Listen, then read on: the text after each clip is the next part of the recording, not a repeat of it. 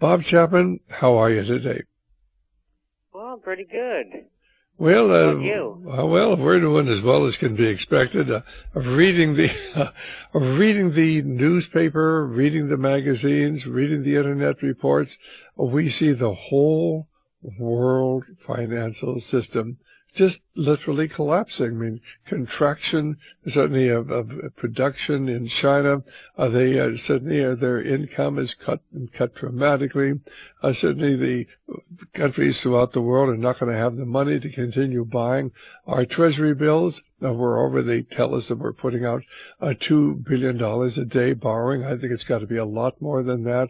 We're talking about the necessity of borrowing $2 trillion this coming year, or something very close to that, to pay off, the debt that we're going to incur. How can this whole thing work out? How can we survive as a free nation? Well, it's not going to be easy, and we're not the only one with those kind of problems. Unfortunately, the world is being affected by the same thing, and who knows where it's all going to end. Well, it's not going to end well, no matter what happens, that's for certain. I was wondering if you were getting an echo, were you? No, I'm not. You sound fine to me. Are you getting an echo? I did, and it's gone away. All right, fine. Well, that's good. Anyway, certainly... But anyway, they've got, a stimulus plan that they are going to pass. And I would guess that when all is said and done, it'll probably be about $1 trillion. And it's really not going to solve the problem. And I would imagine that about a year from now, they'll be back doing the same thing over again.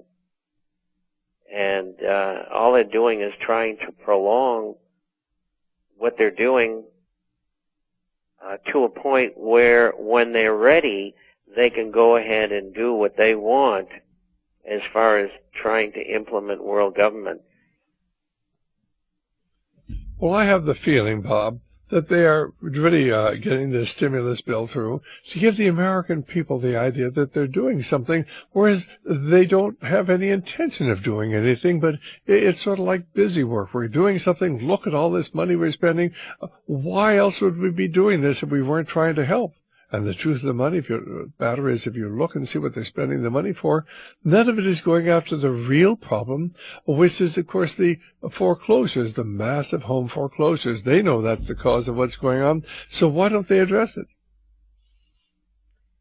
And you have the answer, and that is there is no intention. And the intention is to bring down the house, and that's what they're after. I think you're absolutely right. But, Bob, as I read, and I read a lot of newsletters besides yours, but you're the only one who will say that. Everybody else gives us all the reasons why these things are happening, but they never, of course, come to the obvious conclusion that the people who are in charge are not competent. They're extremely brilliant. They know exactly what they're doing. They know what happened when Japan got in the same situation and had a massive spending program, and it didn't do any good. So why do they think that you're going to do the same thing over and over again and expect to get a different answer? That's the definition of insanity. And these people are not insane, ladies and gentlemen. They just want to convince us that they're insane. We'll be back in just a moment with Bob Chapman.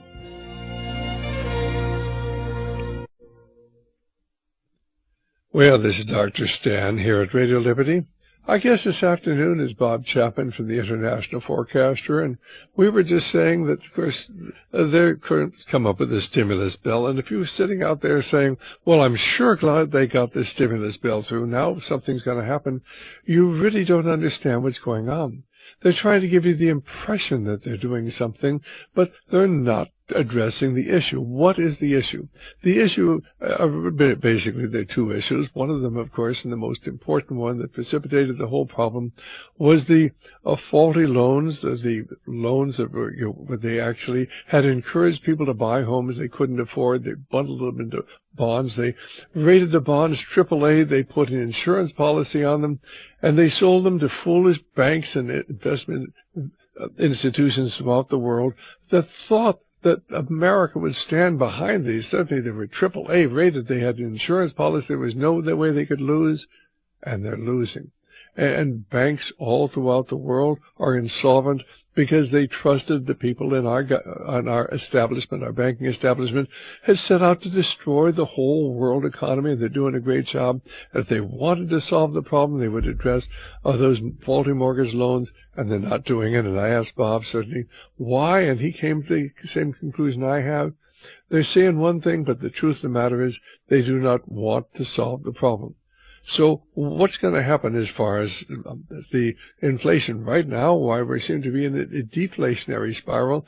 Are they going to start monetizing the debt? Are the federal government or the Fed going to start creating money to begin to buy up this massive number of bonds we're going to have to sell to finance the massive deficits and the massive spending that's going on?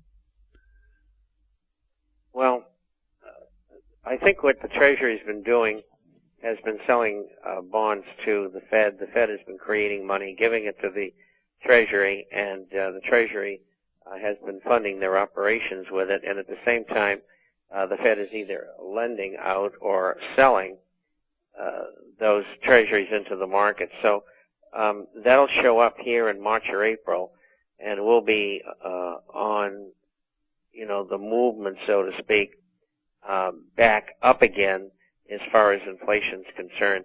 And this time it should really become hyperinflation. And so this is where that's headed, and there's no way around it.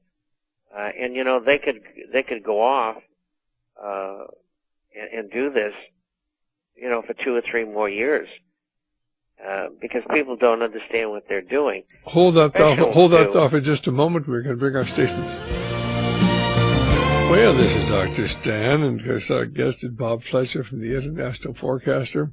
He says that they can continue doing what they're doing for 2 or 3 more years. In other words, massive spending, and then the Treasury moves in and, buys the Treasury bonds, and my producer said, of course, Bob Chapman. Of course, it's Bob Chapman.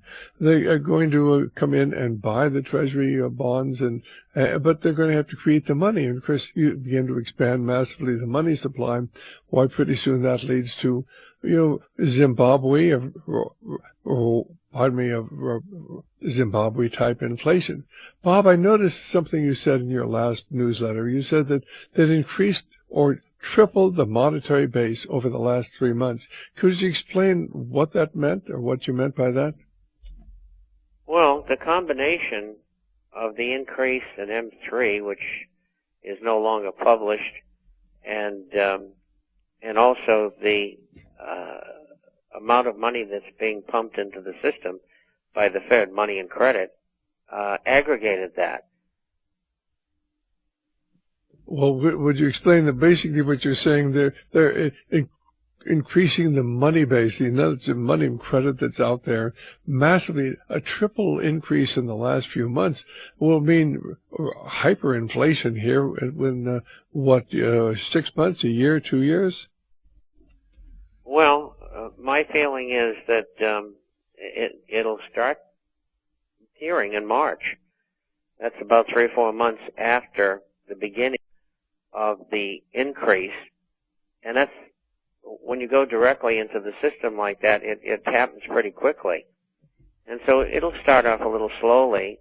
I figure right now inflation's about 9 to 10%. They're calling it around 3%. And I think it'll probably slowly move up to 11, and then as the year wears on, it'll start jumping and probably get back up to 13.5%, 15%, and then from there it'll launch. Because they're going to keep on doing this. They're not solving the problem. All they're doing is protecting the financial industry. And, in the housing industry, you get 11.5 months or so of inventory. Interest rates have moved back up again. I've been getting letters in, people getting 15 and 20-year loans at 4.35 and 4.5.